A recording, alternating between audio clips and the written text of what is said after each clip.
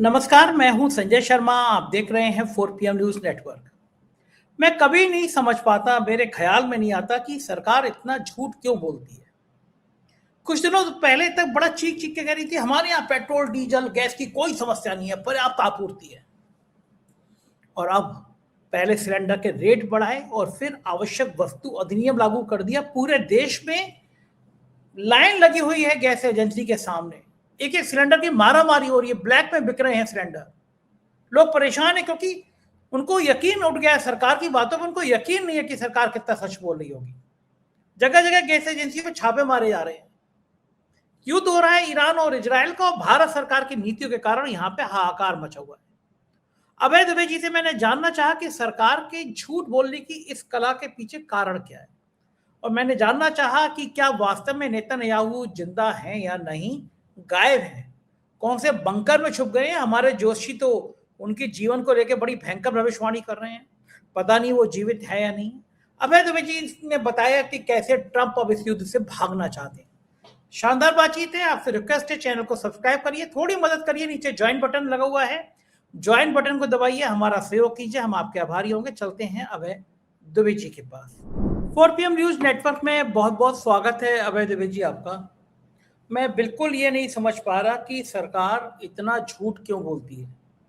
कोई भी परिस्थिति हो, कोई भी परेशानी हो, लेकिन सरकार का एक के बाद एक झूठ सामने आता रहता है। कांग्रेस ने ट्वीट किया है कि युद्ध, उसमें लिखा है कांग्रेस ने गैस की किल्लत बनाम मोदी जी की एपिस्टीन गैंग की जुमलेबाजी। ये कांग्रेस छोड़ नहीं रही है एपिस्टीन को। लिख रहे हैं आज ना चाहते हुए 5 साल पहले कोरोना महामारी में मोदी सरकार का कुप्रबंधन और रूह कपाने वाली तस्वीरें याद आ रही हैं। युद्ध वेस्ट एशिया में चल रहा है और उसका सबसे खामियाजा हमें हिंदुस्तान में भोगना पड़ रहा है। जो सरकार कह रही थी हमारी तैयारी पूरी है, और सरकार ने अब देश में आवश्यक वस्तु अधिनियम लागू कर दिया है। अभी 10 दिन पहले तो सरकार ढिंढोरा पीट रही थी हमारे पास पर्याप्त तेल गैस का स्टॉक है, अगर ऐसा है तो ये नियम लागू करने की जरूरत क्यों पड़ी। सरकार कुछ भी दावे कर ले, लेकिन देश के तमाम क्षेत्रों में गैस और तेल की किल्लत दिख रही है। मुंबई के तमाम होटल रेस्टोरेंट बंद हो गए हैं क्योंकि कॉमर्शियल एलपीजी सिलेंडर मिला नहीं है। बेंगलोर होटल एसोसिएशन ने क्या है कि कॉमर्शियल गैस की सप्लाई रुकने से कारोबार बुरी तरह से प्रभावित हो गया है। चेन्नई, हैदराबाद के कई रेस्टोरेंट मालिकों ने कहा है गैस सप्लाई बंद जल्दी बहाल नहीं हुई तो काम करना बंद करना पड़ सकता है। पुणे में एलपीजी की कमी से गैस शब्दागृह बंद हो गया। गुजरात में कई लोग बेरोजगार हो गए। महाराष्ट्र में कुछ इलाकों में पेट्रोल डीजल की लंबी लंबी कतारें हैं। तेल कंपनियों ने राशनिंग शुरू कर दी है। जो सरकार कहती थी बार बार निपट लेंगे संकट, कोई प्लान नहीं दिख रहा। संकट की घड़ी में एपिस्टीन के यार हरदीप पुरी के बिल में छुप गए हैं, कहीं दिखाई नहीं दे रहे। इस तरह की लंबी लंबी बातें इन्होंने लिखी हैं। बात तो सही है। मैं देख रहा हूँ लखनऊ से दिल्ली तक, दिल्ली से मुंबई तक जो गैस एजेंसियां हैं उनके बाहर लंबी लंबी लाइनें लग गई हैं। किल्लत है, लोग दो तीन तीन सिलेंडर लेके घूम रहे हैं। ऐसा लग रहा है कोई इमरजेंसी लागू हो गई है पूरे देश में। आवश्यक वस्तु अधिनियम लागू कर दिया गया है। कई स्थानों पर छापे डाले कि गैस की कालाबाजारी तो नहीं हो रही। हमें लेना एक ना देना दो। बेगानी शादी में अब्दुल्ला दीवाना लड़ रहे हैं ईरान और इजराइल, और बैंड बज रही है भारत की। सरकार कह रही थी कोई समस्या नहीं है, कोई प्रॉब्लम नहीं है, मोदी है तो मुमकिन है, लेकिन अब तो मामला गड़बड़ा गया है। सरकार को झूठ बोलने के अलावा कुछ काम क्यों नहीं आता भाई जी, मैं समझ नहीं पाता। देखिए, दो बातें हैं। पहली बात तो ये है कि ये बेगानी शादी में अब्दुल्ला दीवाना वाला मामला नहीं है। मैं आपसे माफी चाहूंगा आपकी बात का खंडन करने के लिए, क्योंकि शादी बेगानी नहीं है। इस शादी में एक भूमिका नरेंद्र मोदी ने भी निभाई है, इसको हमें नहीं भूल जाना चाहिए। ना अमेरिका में और ना इजराइल में मोदी के अलावा कोई और दूसरा व्यक्ति नेतन्याहू या ट्रंप के नजदीक नहीं था।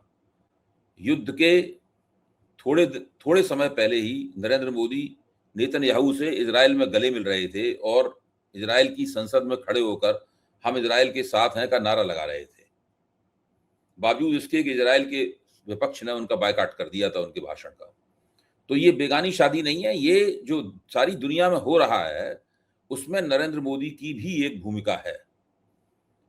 बहस हम लोगों के लिए, नरेंद्र मोदी तो जानते ही हैं उनकी भूमिका क्या है, बीजेपी वाले भी जानते होंगे, लेकिन हम लोगों को नहीं पता है ठीक ठीक, कि हमारे पास कोई प्रमाण नहीं है जो हम कह सकें कि उनकी भूमिका क्या है। लेकिन हमारा शक है और हमें पूरा यकीन है कि ये शक जो है वो निराधार नहीं है। नरेंद्र मोदी की एक भूमिका है, और नरेंद्र मोदी इतिहास उनसे उनकी इस भूमिका का खामियाजा वसूलेगा निश्चित रूप से, वो बच नहीं सकते। और डोनाल्ड ट्रंप को भी पता है और बेंजामिन नेतन्याहू को पता है। कितने दिनों से लोगों ने बेंजामिन नेतन्याहू को नहीं देखा? आपने देखा?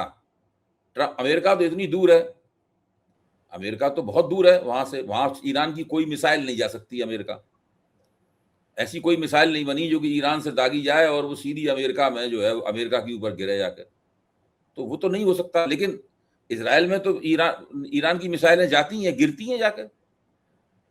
वो तो इजराइल का जो एयर डिफेंस सिस्टम है वो काफी मजबूत है, इसलिए ज्यादा मिसाइलें निशाने पर से भटक जाती हैं या कुछ मिसाइलें अंदर गिरती हैं तो शायद उनसे अभी इतना नुकसान नहीं हुआ है जितना ईरान को उनसे उम्मीद थी।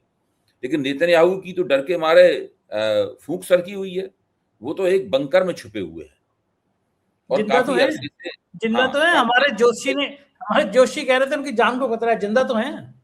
जान को खतरा तो है ही। ईरान की मिसाइल कभी भी उनको उनके ऊपर हमला कर सकती है और वो बिल्कुल फौत हो सकते हैं। अब देखिए, अमेरिका यहाँ ईरान से 11,600 किलोमीटर दूर है और जो इजराइल 2,350 किलोमीटर दूर है, तो इजराइल पर उनकी मिसाइलें गिर सकती हैं। अगर अमेरिका पे गिर सकती होती तो अभी आपके डोनाल्ड ट्रंप साहब भी किसी बंकर में छिपे होते। तो लोगों की दूसरे, इसमें सबसे बड़ा जो घटना में एक तब्दीली आई है, वो तब्दीली आई है कि पहली बार 28 तारीख को जो शुरू किया था डोनाल्ड ट्रंप ने, 28 तारीख के बाद पहली बार डोनाल्ड ट्रंप कुछ इस तरह से कहते हुए नजर आए हैं जैसे कि वो युद्ध का अंत करने का बहाना तलाश रहे। जैसे उन्होंने ये गिनाना शुरू कर दिया है कि हमने अपने कौन कौन से लक्ष्यों को वेध लिया। कभी वो कहते हैं, अब कह रहे हैं कि वो हमने उनके सारे मिसाइल बनाने के ठिकाने तबाह कर दिए हैं, हमने उनके सारा नेतृत्व मार दिया है, वगैरह वगैरह। वो अपनी सफलताएं गिनाने लगे हैं।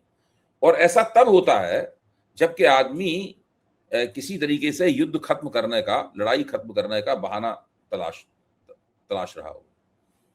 जो उनका असली मकसद था, जो उन्होंने शुरू में घोषित किया था, वो मकसद ये था कि वो ईरान में रिजीम चेंज चाहते थे। यानी ईरान की हुकूमत है, ईरान की हुकूमत कौन करेगा, इसमें तब्दीली वो चाहते थे। उन्होंने अभी तक ये मकसद नहीं उन्होंने ऐलान किया कि हमने अपना ये मकसद भी पूरा कर लिया है। जाहिर है ये मकसद वो पूरा कर भी नहीं सकते, क्योंकि ये मकसद पूरा नहीं कर सकते। और अब उनके सलाहकारों ने उनको बता दिया है, डोनाल्ड ट्रंप को, कि अगर आपने युद्ध इसी तरह जारी रखा तो न केवल अमेरिका को नुकसान होगा, अमेरिकी जनता जो अभी तक मोटे तौर पर आपसे नाराज नहीं है, इस युद्ध के कारण आपसे नाराज होनी शुरू हो जाएगी और आपके लिए बहुत मुश्किल हो जाएगा। मेरा मानना यह है कि डोनाल्ड ट्रंप ने इस युद्ध की शुरुआत इसलिए की थी ताकि वो उनके खिलाफ जो दो बड़ी घटनाएं हुई थी उन बड़ी घटनाओं से लोगों का ध्यान भटका सकें और नवंबर में होने वाला जो मध्यावधि चुनाव है उसे जीतने की भूमिका बना सकें। वो दो घटनाएं ये थी, एक तो सुप्रीम कोर्ट ने उनके खिलाफ फैसला दे दिया था, इससे उनके टैरिफ को जिस तरह उन्होंने वेपनाइज्ड किया था वो सारी चीज गड़बड़ा गई थी।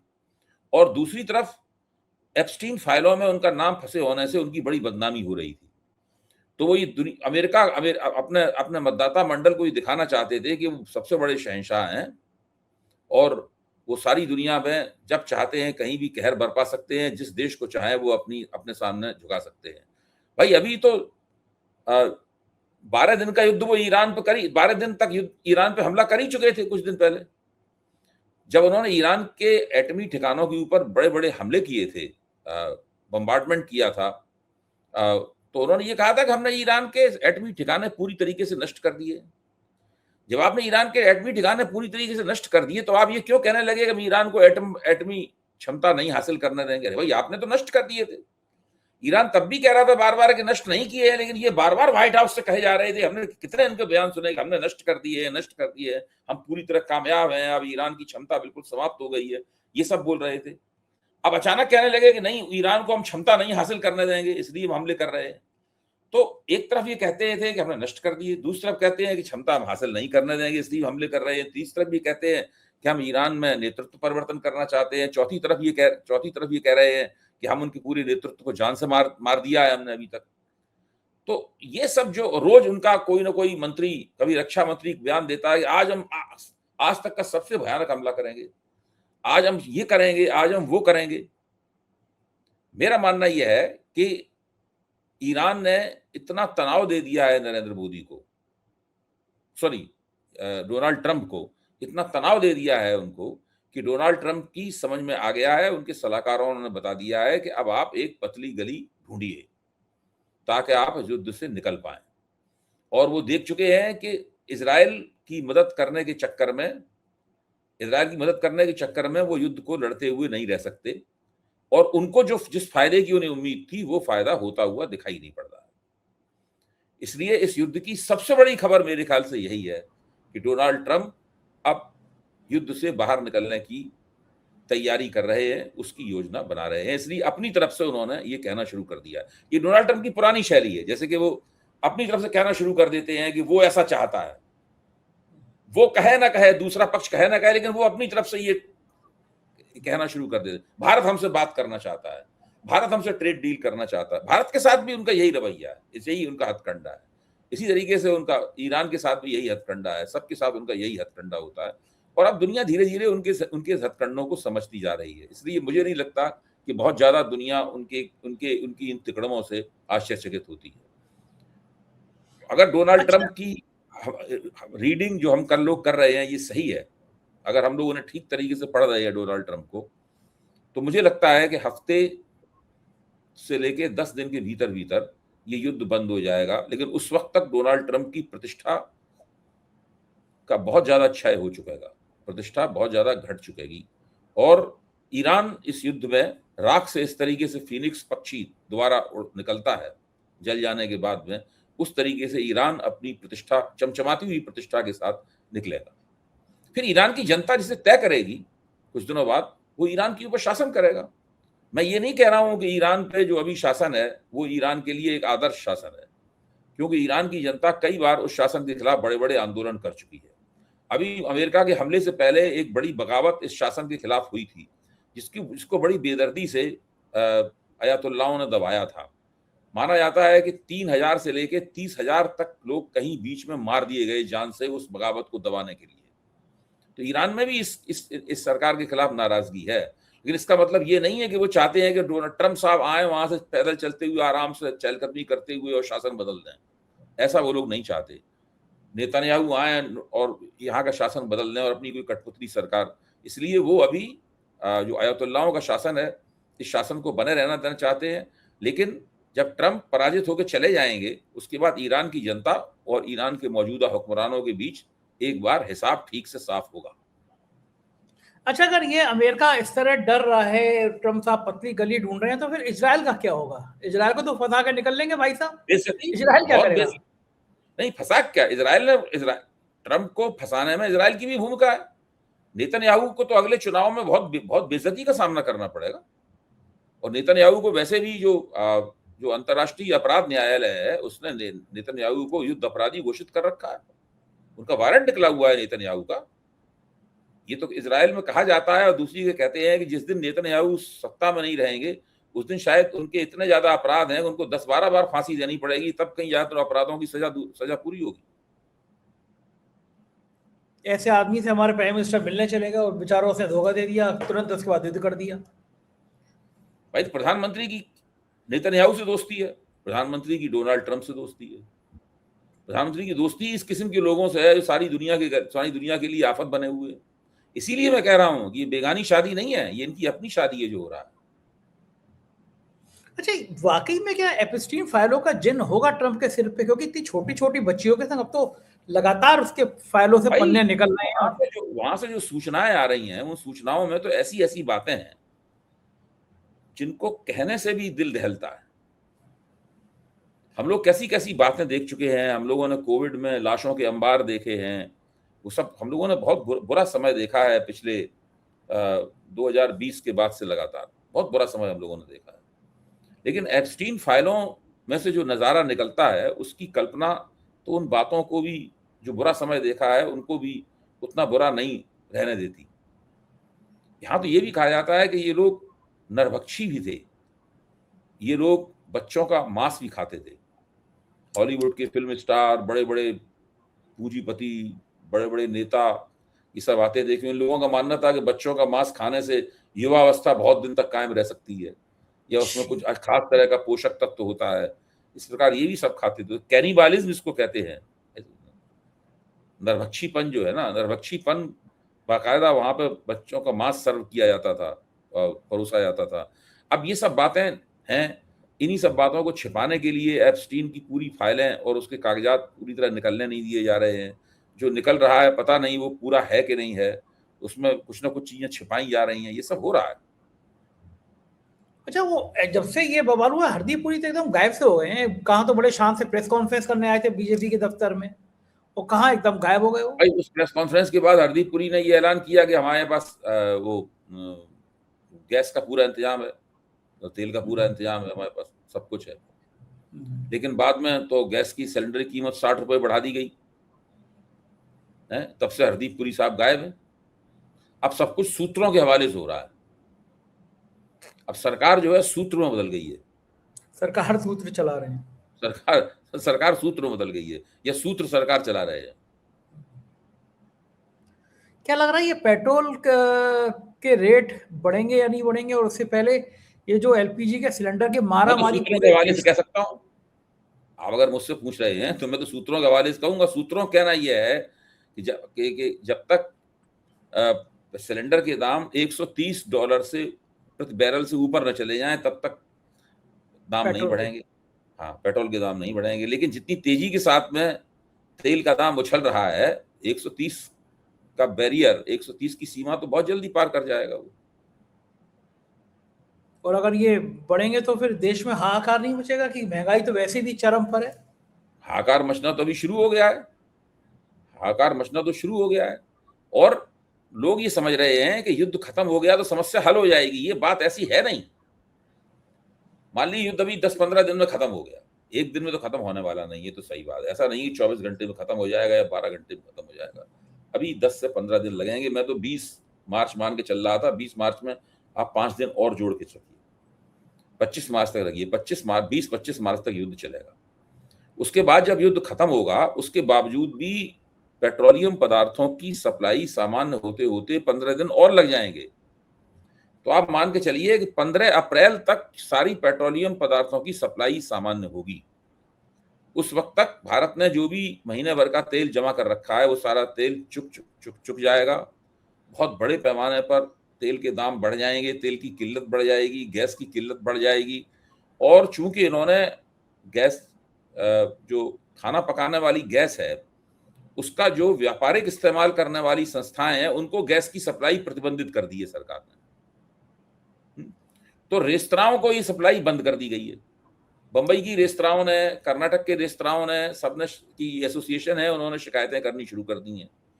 बड़े बड़े रेस्तरां भी थोड़े बहुत गैस के सिलेंडर अपने पास रखते होंगे, उनके पास भी 3-4 दिन का या हफ्ते भर का ही कोटा होता है, जमा होता है गैस। तो वो सब खत्म होने वाली है। 5 स्टार होटलों तक के भी किचन बंद हो जाएंगे, और छोटे छोटे होटलों की तो बंदी हो जाएंगे। होटल इंडस्ट्री में आप सोचिए, ढाबे से लेकर और 5 स्टार होटल तक, सड़क के किनारे बने ढाबे से लेकर 5 स्टार के होटल तक एक ही चीज कुकिंग में इस्तेमाल होती है, वो है गैस। तो जब ये सब चीजें बंद हो जाएंगी या बंद होने के कगार पे होंगी, तो आप कल्पना कीजिए कितने लोग बेरोजगार होंगे। करोड़ों लोग बेरोजगार हो जाएंगे इससे। हो सकता है बेरोजगारी उनकी 1 महीने या 1.5 महीने के बाद ठीक हो जाए या ठीक होने लगे, लेकिन उससे कोहराम मचेगा बहुत जबरदस्त।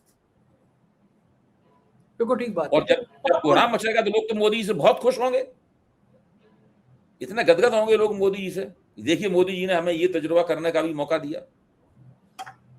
पापा युद्ध से निकाल लाए।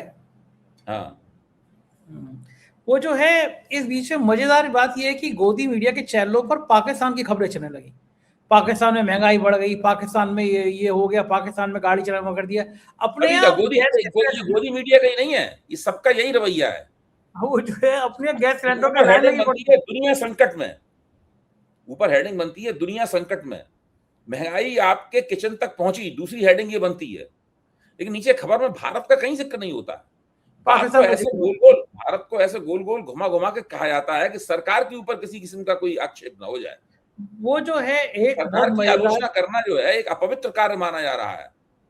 वो जो है एक पत्रकार है अखिलेश शर्मा, पत्रकार कहना भी शर्म आनी चाहिए, सरकार के बहुत बड़े चापलूस हैं, पेरेंटी टीवी में थे। इन्होंने लिखा कि ईरान इजरायल संघर्ष से पाकिस्तान में भयंकर ऊर्जा संकट की ओर, 80% सरकारी गाड़ियां 2 महीने के लिए बंद, तेल में कटौती, आधे सरकारी कर्मचारी घर से काम करेंगे, स्कूलों में 2 सप्ताह की छुट्टी, सरकारी खर्च में 20% की कटौती। इतना बड़ा ये चाटू टाइप का पत्रकार है ये, कुछ पूछिए मत। लेकिन संजय सिंह आम आदमी पार्टी के सांसद हैं, उन्होंने इसको कोट करते हुए लिखा कि महामानव की देश से अपील, भाइयों बहनों सूर्य के प्रकाश में खिचड़ी पका कर खाओ, लेकिन ईरान में स्कूली बच्चियों को मारने वाले इजराइल अमेरिका का साथ दो। अखिलेश सर, पाकिस्तान बिल्कुल बर्बाद हो चुका है, मैं पटाखा फोड़ना चाहता हूं, लेकिन मोरबी गुजरात में 600 से अधिक टाइल्स की फैक्ट्री बंद हो गई, 4 लाख लोगों के सामने संकट आ गया, बंगलौर मुंबई में होटल बंद हो रहे हैं, घरेलू गैस सिलेंडर की बुकिंग की लंबी तारीख मिल रही है, इन बातों की जानकारी कौन देगा? अब ये जो अखिलेश है, इसके मुंह पे इससे बड़ा तमाचा जूता कोई पढ़ नहीं सकता था कि पत्रकार के नाम पर कितना कलंक है ये आदमी। संजय सिंह ने धोखे रख दिया। ये गोदी मीडिया इतना बेशर्म है, इसको समझ में नहीं आ रहा कि भारत की समस्या नहीं दिख रही इसको, पाकिस्तान में ये हो गया। ये कैसे, कहां से पत्रकारों की कौम पैदा हो गई है जो सिवाय मोदी जी की चालीसा के कुछ करती नहीं है? देखिए, एक तो इनके मालिकों की भूमिका है इसके अंदर। ये मालिक सरकार को किसी भी कीमत पर नाराज नहीं करना चाहते, पहली बात। दूसरी बात, लंबे अरसे से 11-12 साल से यही सब करते करते जो पत्रकार हैं उनको भी आदत पड़ गई है। वो भी सोचते हैं कि हम सरकार का विरोध करके क्यों बेकार में मालिकों को नाखुश करें, मालिकों को दिक्कत में डालें और सरकार भी हमसे नाखुश हो जाए। एक जगह नौकरी निकाल दी गई, दूसरी जगह नौकरी हमें कभी मिलेगी नहीं, ये भी है बात। फिर चाटुकारिता करते करते आदत भी खराब हो जाती है, तो वो वही करने का मन करता है। बाकी आप अच्छा काम करना भूल भी जाते हैं, आप सोचना उसी तरीके से लगते हैं। मतलब आपको यही लगने लगता है कि सरकार जो कह रही है उसका आंख बंद करके समर्थन करते जाओ, और सरकार जो दलील दे रही है उस दलील को पुष्ट करने वाले तर्क ढूंढते रहो, उन्हीं तर्कों को बना चुना के पेश करते रहो। इस तरीके से सारी जिंदगी पत्रकारों की गुजरते जा रही है। ये इनको नहीं पता है कि आज ये जो कुछ कर रहे हैं ये सब इतिहास बन रहा है, ये सब इतिहास की किताब में दर्ज हो रहा है। पत्रकारिता का भी इतिहास होता है, मीडिया का भी इतिहास होता है, राजनीति का भी इतिहास होता है, संस्कृति का भी इतिहास होता है, सब चीजों का एक इतिहास होता है, और इस इतिहास में ये दर्ज हो रहा है। और ये आगे जाकर इन सबको, और ये इतिहास जो है इन सबसे जवाब तलब भी करेगा, ये बचेंगे नहीं कोई। अच्छा, इन्हें खुद इन्हें, इनकी आत्मा मरती नहीं होगी कि लोग इन्हें सड़कों पे गाली देते हैं, सड़क पे बिना सुरक्षा के चलते नहीं है, सुधीर चौधरी जैसे तिहाड़ी भाई। इनको लगता नहीं होता था कि जनमानस के अंदर इनकी छवि कितनी खराब है, लोग इनको कितना गंदा गंदा समझ रहे हैं कि ये जनता के हितों की बात करना भूल गए हैं। देखिए, ये सारे के सारे पत्रकार अच्छे पैसे कमा रहे हैं, पहली बात तो ये। जितने भी गोदी मीडिया के बड़े पत्रकार हैं, ये सब ठीक ढंग के अच्छे मोटे पैसे कमा रहे हैं, पहली बात तो ये है। तो उनको वो ये जो कमाई हो रही है, इस कमाई को कोई भंग नहीं करना चाहता। दूसरे ऐसे लोग होते हैं तमाम, वो अपने ही किस्म के लोगों से घिरे रहते हैं, अपनी ही दुनिया में रहते हैं, जो उनकी आलोचना करते हैं, जो उनको घरे आते हैं या इनकी ऊपर छींटाकशी करते हैं या उनको झंझोड़ते हैं, उनके पास जाएंगे ही क्यों, उनकी बात सुनेंगे ही क्यों? अपनी ही दुनिया में रहते हैं ये लोग। तो ये जो अब आलोचना करने वालों की आवाज, ये कोशिश करते हैं उनकी आवाज भी हमारे कानों तक न पहुंचे। ठीक बात है, इसी से और मुद्रा तो कमा ही रहे हैं। हाँ, इसी से इनकी जिंदगी चलती रहती है। बहुत बहुत शुक्रिया भाई जी, ये लोग मुद्रा राक्षस हैं। मुद्रा राक्षस है। शुक्रिया भाई जी, थैंक यू। ये तो अभय दुबे जी, इन्होंने विस्तार से बताया कि युद्ध के परिणाम क्या हैं, अंजाम क्या है, भारत की भूमिका क्या है। आप खुद जानते होंगे कि सरकार के इस झूठ का कितना बड़ा फर्क आपके जीवन में पड़ रहा है। कैसी लगी बातचीत, बताइएगा जरूर। शुक्रिया, थैंक यू।